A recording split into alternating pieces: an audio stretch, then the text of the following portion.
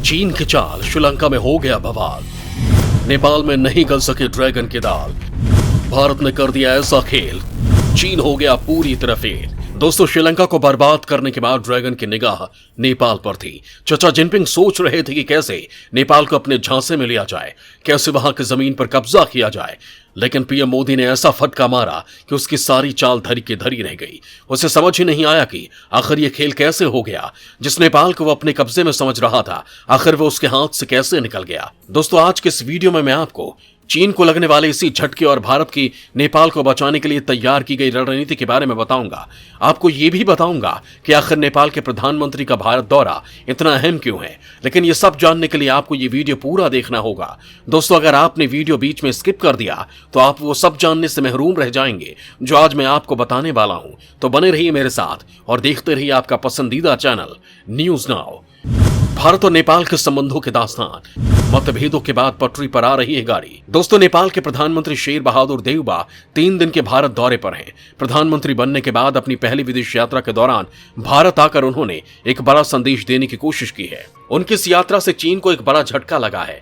आपको इस झटके के बारे में बताऊंगा, लेकिन उससे पहले आपको दोनों देशों के रिश्तों के बारे में बता देता हूं, जो हाल ही के दिनों में काफी उतार चढ़ाव भरा रहा।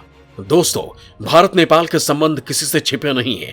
जब जब नेपाल पर मुश्किल पड़ी है, भारत ने उसे उबारने की कोशिश की है। अपने सारे संसाधन उसे मुसीबतों से उबारने में लगा दिए।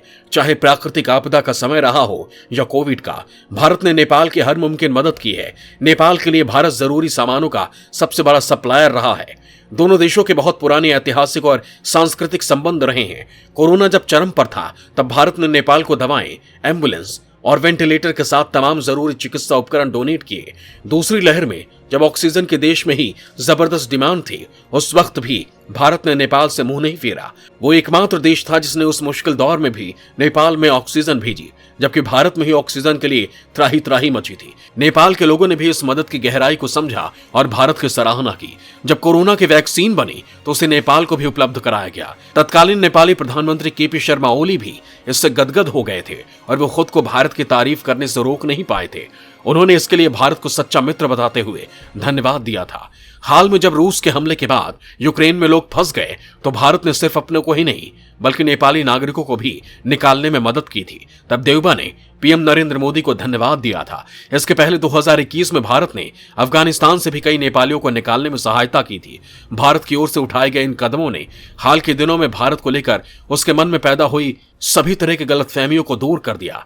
उसे एहसास हो गया कि भारत से ज्यादा सच्चा और भरोसेमंद दोस्त उसका कोई नहीं है। लिहाजा उसने फिर से भारत के साथ अपने संबंधों को मजबूत करने की कोशिश शुरू कर दी है। जुलाई 2021 में देउबा के पीएम बनने के बाद दोनों देशों के रिश्तों में सुधार की रफ्तार तेज हुई है। इसी का नतीजा था कि नवंबर में राष्ट्रपति रामनाथ कोविंद ने नेपाली सेना प्रमुख जनरल प्रभुराम शर्मा को भारतीय सेना के जनरल की मानद उपाधि से सम्मानित किया था। लेकिन दोस्तों, यहां आपको यह भी बता दूं कि कुछ साल पहले भारत और नेपाल की दोस्ती में खासी दरार आ गई थी और इस दरार की वजह थी चीन, जिसने नेपाल की पूर्ववर्ती सरकारों को लालच देकर अपनी ओर मिला लिया था। वो नेपाल में विकास के नाम पर अपना साम्राज्य फैलाना चाहता था, उनकी जमीन पर कब्जा करके भारत के खिलाफ साजिश करना चाहता था। हालांकि नेपाल की जनता चीन के मंसूबों को भांप गई थी और सरकार की नीति का विरोध कर रही थी। लेकिन सरकार के ऊपर लालच का पर्दा पड़ा था, लिहाजा उसने सारे विरोधों को अनसुना कर दिया और चीन से दोस्ती की नई इबारत लिखने लगा। भारत के लिहाज से कतई ठीक नहीं था, लिहाजा उसने कई बार वहां की सरकार को समझाने की कोशिश की, लेकिन चीन के नापाक मंसूबों के कारण उसकी बात नहीं बन पा रही थी। भारत ने भी हार नहीं मानी और नेपाल को चीन का असली चेहरा दिखाने की ठान ली। फिर क्या था, पीएम मोदी ने ऐसे ऐसे मोहरे बिठाए जिन्होंने चीन मंसूबों की ऐसी हवा उड़ाई की उनका आता पता भी नहीं चला। भारत और नेपाल के रिश्तों की ताजा महक इसी ओर इशारा करती है। नेपाल के प्रधानमंत्री देउबा ने अपनी पहली विदेश यात्रा के दौरान भारत आकर इस पर मुहर लगा दी है। दोस्तों, यहां आपको ये बता दूं कि भारत जहां अपने पड़ोसी मुल्कों की मदद बिना किसी स्वार्थ के करता है, वहीं चीन का मकसद दूसरे देशों पर कब्जा करना होता है।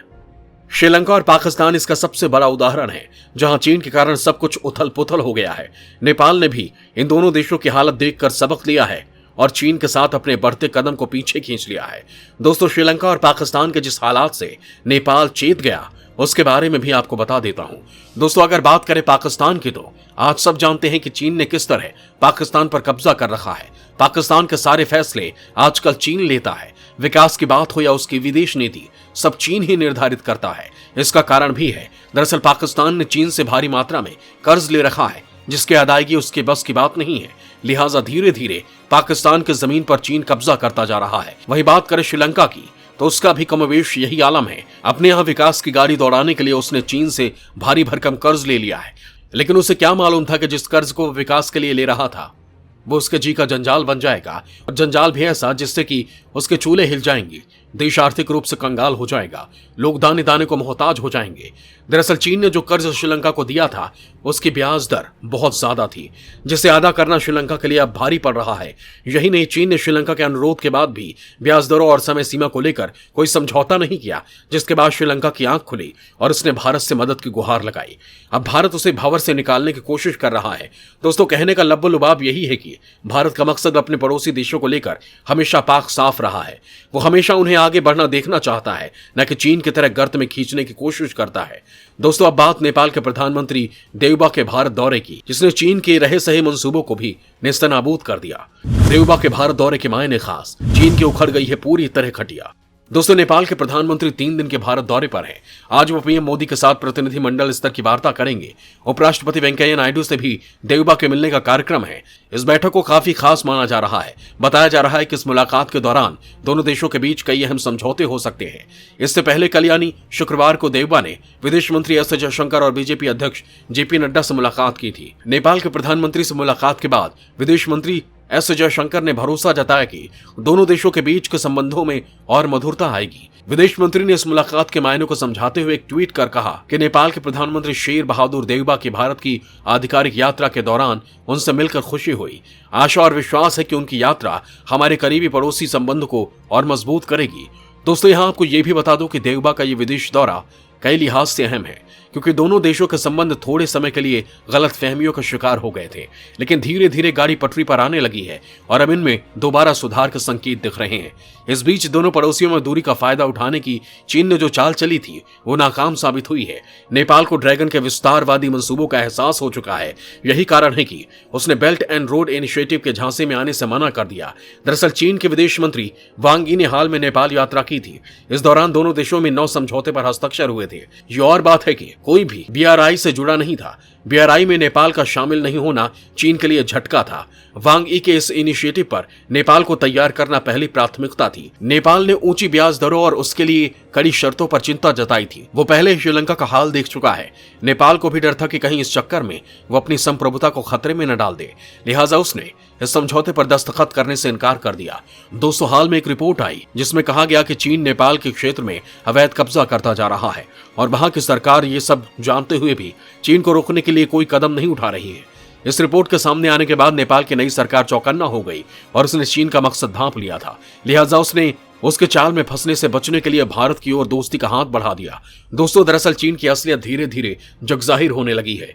दुनिया जान गई है कि कैसे चीन कर्ज का लॉलीपॉप दिखाकर अपना साम्राज्य फैलाता है। इसके उलट भारत अपने पड़ोसी मुल्कों को आसान शर्तों के साथ कर्ज देता है। कई बार ये कर्ज ग्रांट के रूप में दे दी जाती है। श्रीलंका को मुसीबत से उबारने के लिए भारत ऐसे ही कदम उठा रहा है। दोस्तों, नेपाल में चीन की घुसपैठ दरअसल भारत के लिए चिंता का सबब थी, जिससे निपटने के लिए खास रणनीति की जरूरत थी। लिहाजा पीएम मोदी ने ऐसा चक्रव्यूह बुना जिससे कि चीन की पुंगी बच गई और नेपाल से उसका बोरिया बिस्तर गोल हो गया। शायद इसीलिए ही कहा गया है, मोदी है तो मुमकिन है। जय हिंद, जय भारत।